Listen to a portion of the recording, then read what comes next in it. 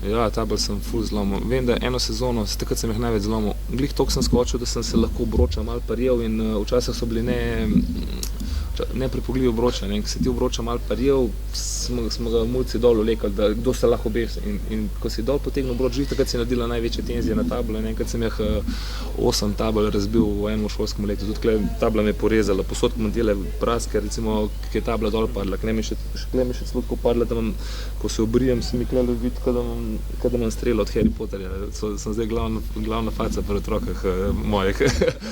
8 sem jih razbil, prišli so tudi ljudje iz kluba, so rekli, zdaj pa fant počas mogo začeti tole plačati. Mi klele Triglav klan, nismo mi to, ne vem, Real ali pa Olimpija, da lahko to poračuna. Mama rekla, da mi denarja nimamo, ga dan pošljete, če je preveč stroškov zdaj.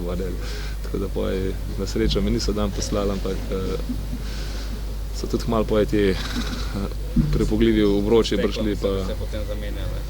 Tudi poje se je steklo, pa tudi enkrat, ko sem na Final Fouru v Italiji zabil, so prvič naredili, da so dali steklo, pa še en steklo, vmes pa neviden lim.